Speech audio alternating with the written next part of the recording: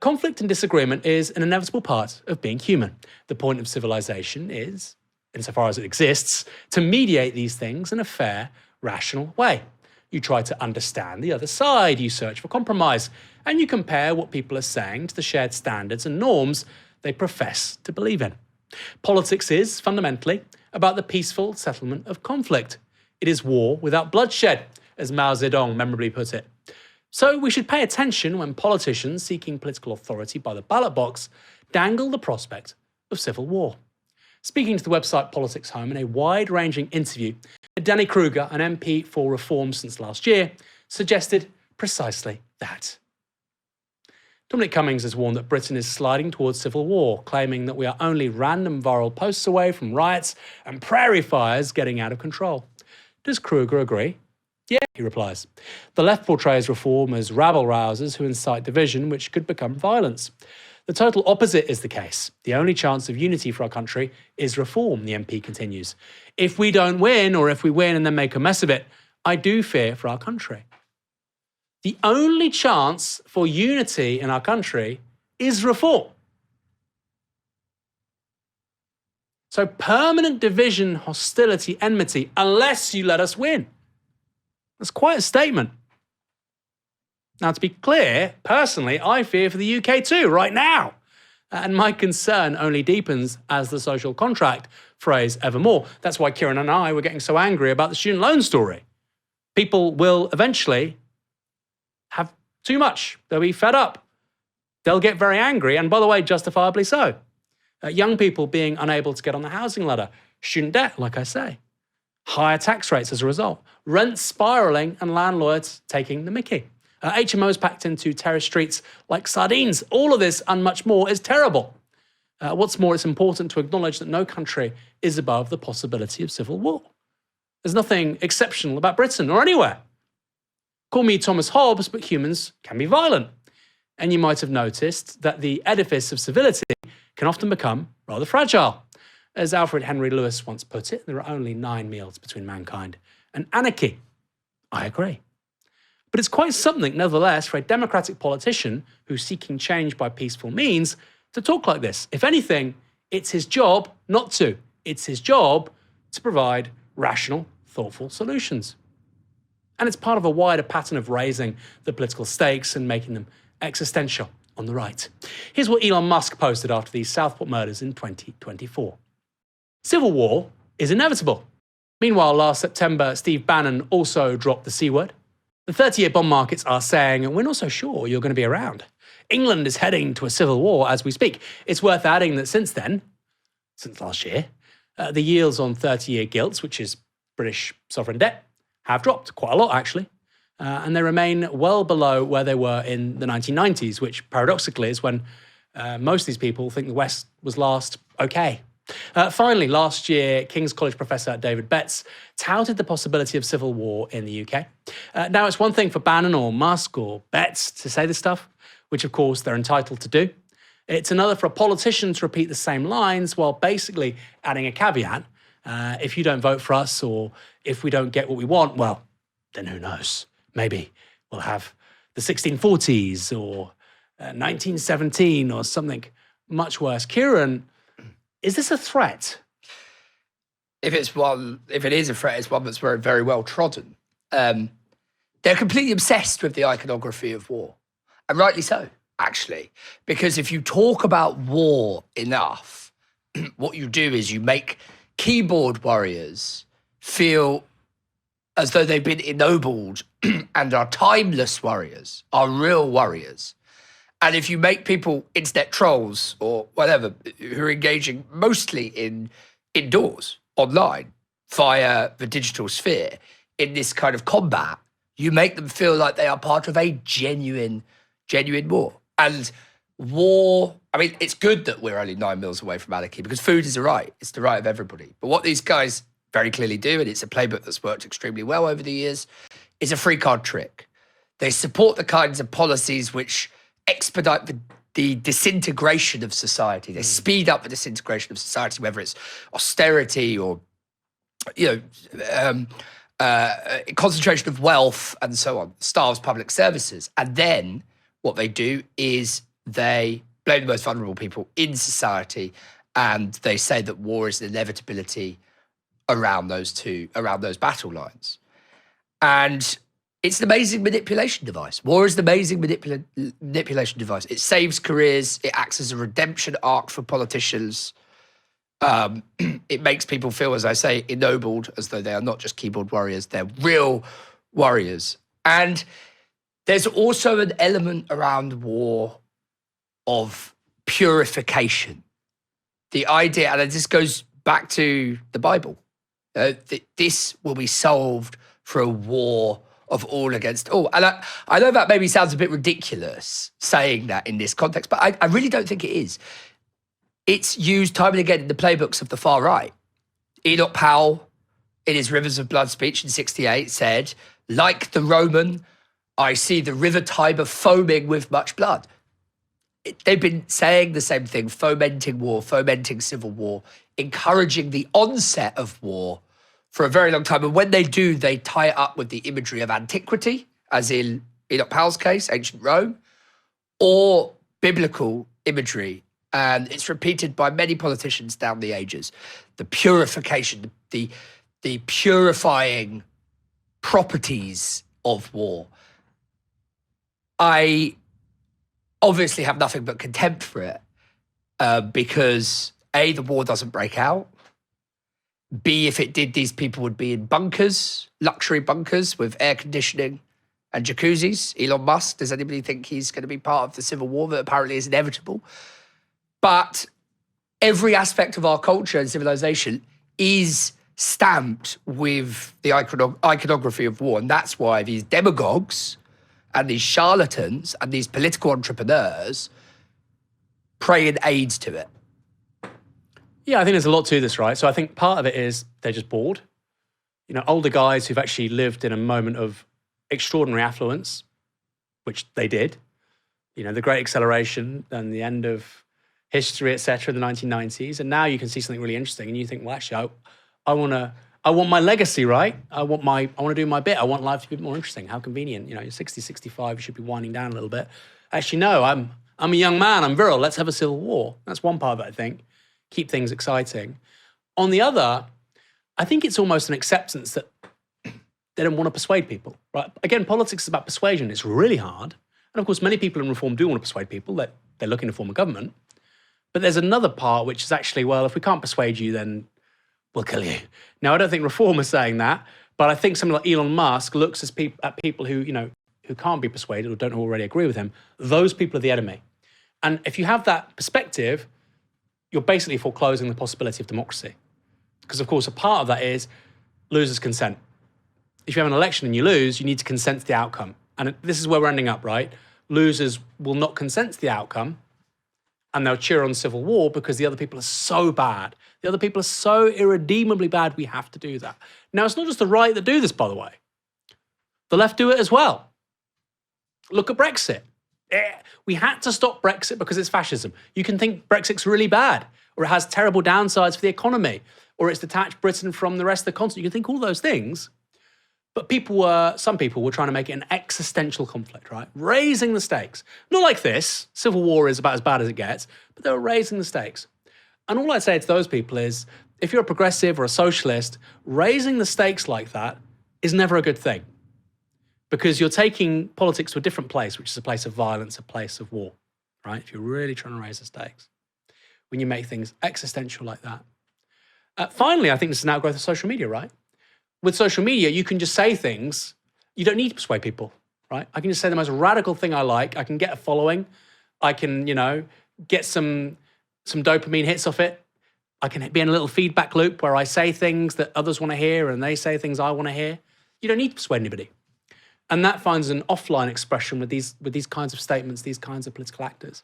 I think Nigel Farage, in his defence, I won't say that very often, is smart enough to know that for reform to form a government, they're going to need to persuade some people, right? And I think he knows actually using this kind of rhetoric is a huge turn-off for exactly the people he needs to win. But he's quite a rarity amongst the radical right in being a wizened person in trying to get those middle voters. You know, he managed to do it in 2016 with Brexit. I think he knows reform has to do it at the next election. But guess what? That's not everyone in reform. You want to come back? Just briefly, I think you're absolutely right about the internet, but I think that there was an analog version of that before the internet, and it was the bread and butter of the demagogues, and it is bread and butter of the demagogues, saying things that they think people will respond to out of fear rather than anything else. And I think, again, I keep banging on about Enoch Powell. People are going to say, why is he upset? But I think he wrote the template for a lot of these later demagogic politicians. Nigel Farage among them, although you're right, Nigel Farage is far more modulated in the way that he expresses himself because he's got one eye on a general election, something that Enoch Powell never really credibly had. But Enoch Powell's been massive. He's exerted an outsized influence on all of these people down the ages since him. So I think it's worth referencing him on this. One thing that I think is really underappreciated in any analysis of Enoch Powell is that actually he was far more cynical than people make up. People always paint him as this kind of mad master who really believed it, and he was evil and he was wrong, but he was this mad master and he was so on. But he switched positions quite a few times in his career. And so there's a tremendous deal of cynicism that is guided by, like you say, Aaron, this need to, or this kind of logic of saying things and getting a good response. And if it's not online, as it is now very often, it's in the room. It's in that hall in Birmingham in 1968 when he made that Rivers of Blood speech. It's getting those same feedback loops, getting those same dopamine hits that are reciprocated between audience and speaker. So yeah, it's the digital age has kind of transposed it, I guess, and amplified it perhaps. But it's the same thing, same recipe. And just to be clear, there are no winners in a civil war. Nobody wins a civil war, right? And when you get the Restoration, when Charles II comes back, do you know how many people he kills? Do you know this? I know that there was a thing called the Bloody Assize, which was the killing of all of his opponents. But it wasn't many. How many? 10 people. 10 people. Because you've gone through a conflict like that where your dad's been killed, so many people have been killed, and there was a recognition on the part of Charles II, his coterie, his advisors, you need to show clemency almost, otherwise this will go on and on and on and on. Even if you don't think that's, the appropriate thing to do, it's the wise thing to do. Because, civil wars, if you look at Syria, they have a habit of actually being interminable and, like I say, nobody winning. One video doing the rounds last week showed a British police officer in Tower Hamlets doing something our political class should seek to imitate, de-escalating a potential flashpoint using reason, fairness, and clear communication. Watch this. I hear what you're saying. In this country, we have freedom of speech, the same way you guys have your freedom of speech. Now, you guys don't need to see eye to eye, and you don't need to agree, and you're all more than welcome to stand here and have conversations with them, but they're not being aggressive. They're not. Someone will come here, they just never know what's messed up. That's their risk. That's their risk. I told the police, because on the way, I heard them say an offensive word about the religion. I ignored it, I came back. On the way, he's talking about a prophet, then he's like a donkey. So he clarified to one of your friends what he says. Yeah, but it's like, no. If I could misunderstand the word, but when hundreds of people are stopping, because what he's saying, there must be something wrong. It's contentious though. Yeah. It's a contentious area. So why is he doing that? Yeah. He has the right to do it. What's the moral of the story? Is there allowed to do whatever he's doing? Yes. But you see, there's a difference between hate and the freedom of speech. What he's doing is hate. That's a full hate crime, man. It's not. Man, he's going fully against another religion. Listen. Even saying there's a We don't have control. and this is Whitechapel, Bengali area also. Muslim area. He's offending our prophet. I understand. I understand that you guys don't want to hear it. I would recommend that you just move away and don't listen to him. Yeah, but we live here. You're going to stand here. But excuse me, we live here. So if we came outside, he's not in he's not in your home. No, but at the end of the day, this is our community. No, I hear you. You don't see Muslims walking around insulting other faiths and religions. But he's doing that You guys himself. can preach about your religion the same way. But he's not preaching. He's inciting hatred by saying cool. He did. He was calling our prophet a donkey. No, that's not what he said. That's what, you weren't here. Now he's quoting that to you. Multiple other people have told me what he said. So, Kieran, that was a video that got a lot of attention last week, people heaping praise on that officer. We have been very critical of the police at Novara Media, rightly so. The Met are a disaster. but you've had Andrew, you've had Mandelson. Now you've got this, actually they're on a bit of a roll. What did you think of the arguments that were being made by both sides there? What I think that illustrates is actually multiculturalism underpinned by state secularism working pretty well. It's not a comfortable scene. I'd rather fewer scenes like that happened across the country, obviously. But, the big argument, I used to work in Tower Hamlets, and the far right were obsessed with it. Absolutely obsessed with Whitechapel. Absolutely obsessed with Tower Hamlets. And, it speaks to what we were saying a moment ago about civil war. They're constantly trying to foment race riots, or whatever you want to call them, intercommunal strife, civil war, whatever you want to call it. They're constantly trying to foment that. And the purpose of these people being down there, the two who were saying whatever they were saying about the prophet, would have been to foment some kind of violent reaction, presumably. I mean, I don't know them, I don't know. But certainly there would be many higher-ups in the far-right movement who would have benefited tremendously from that, right? And actually, what that showed was the difficulty, perhaps, inherent in coexistence, not just between communities defined by ethnicity or religion, but coexistence between people. People are difficult. Nobody said that any kind of society is easy, because society is comprised of human beings, and human beings can be wonderful. They can also be a bloody nightmare. And we all have different ways of seeing things. So difficulty inheres, it's in the nature of coexistence. And we shouldn't pretend otherwise, but that doesn't need to be divided, contoured along the lines of whatever, race, religion, so on. What that illustrates is a resolution of that difficulty, even when you have far-right agitators, who, as I say, it's a great shame they were there. I wish they weren't. I hope in future there'll be fewer of them. But the way that is resolved, I think, is actually flies in the face of the far-right. Do you think we should have a written constitution? Because I genuinely think in some of these instances, they were saying they shouldn't be able to say this because it's a hate crime, which those things exist, by the way. I think hate crimes have been massively over-applied over the years, but they do exist. They are very real. You can say certain things and you will be in deep trouble for it.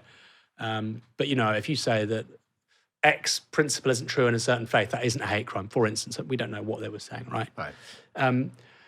But it does feel to me that we do need some kind of written constitution, because people don't actually know what they can and can't say, in the UK. And I've always said it's a really sort of positive aspect of the US. Kids are taught this stuff from school. There's a respect for a culture of free speech. And you have a document and you say, these are my rights. And by the way, if the old Billy giving you a hard time, that's a really good thing to know, right? It's really good to know that actually, again, going back to the US Constitution, you have a right to not say anything when you're being cross-examined by the police, right? That's something which you see on cop shows in the US. In the UK, it's often also, by the way, quite a smart thing to do. You have a right to have legal representation, etc. But these are things that people kind of know by rote in the US because it's in this codified document. We don't really have that. Would that be a good thing? I come down quite heavily on the, it's a polluted term, but free speech absolutist side of socialist politics, if you like. I believe that we should have some codified guarantee, if you like, of free speech in this country. I would like that. I don't believe that the state should arrogate the right to determine what can and can't be said by people. I do, of course, recognise that there are vulnerable groups in society, minorities and so on, that need to be protected, that they need to be protected from certain types of hate speech that I would probably narrow to direct incitement. I don't know what you think, Aaron, I'll ask you in a sec, but I would narrow it to very direct incitement of violence, personally. I think that's where I would limit any kind of curtailment of freedom of speech. That's just the way I view the thing. But I do recognise the need to protect vulnerable groups, of course. I do know what game people often play with the free speech absolutism. I totally recognise that. I know that people play games with it. They'll, say, well, it's freedom of speech and so on, and it's nonsense. But what that clip showed actually was not anybody's freedom of speech being limited. It was actually a clash of freedom of speeches.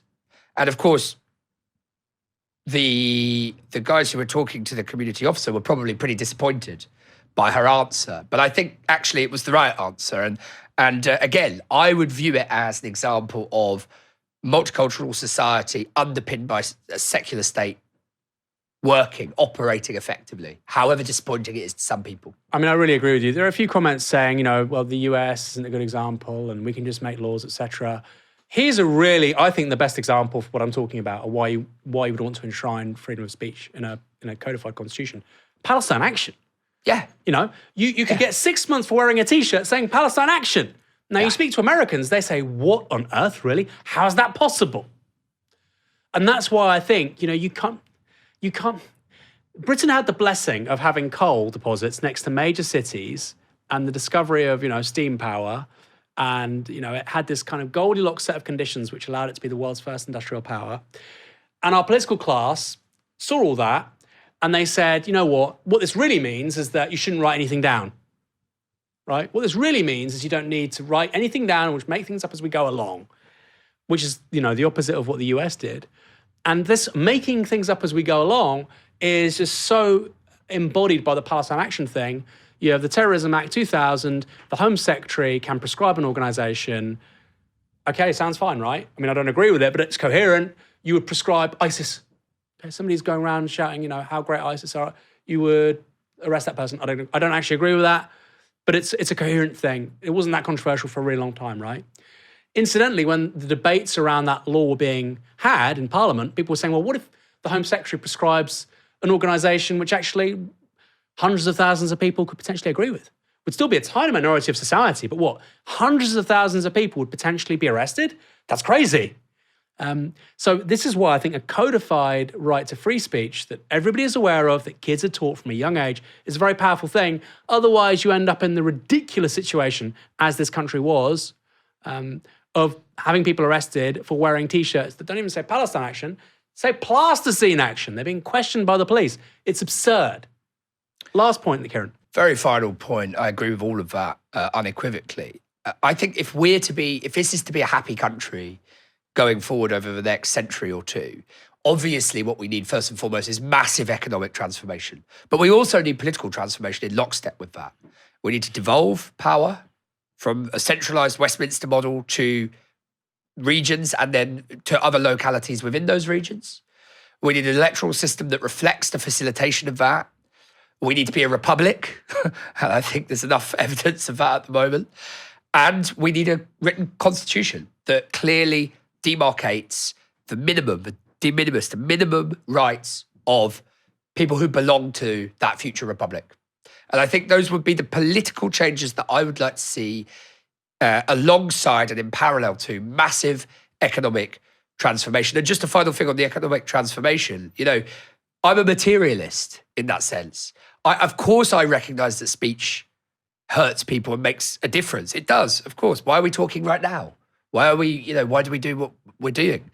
But you have to have a sense of perspective. What this country needs, rather than more hate speech laws or whatever, is, and I'm not saying we should tear any up, by the way, existing ones. I'm saying rather than focusing on that, what we need to focus on is how we radically transform the material basis in this country, the economy, the industrial base, and so on, and the relations between different parts of the country with one another. Those are the things we really need to focus on, rather than, allowing ourselves to proscribe certain organisations when it's in season politically, either for the right or the left.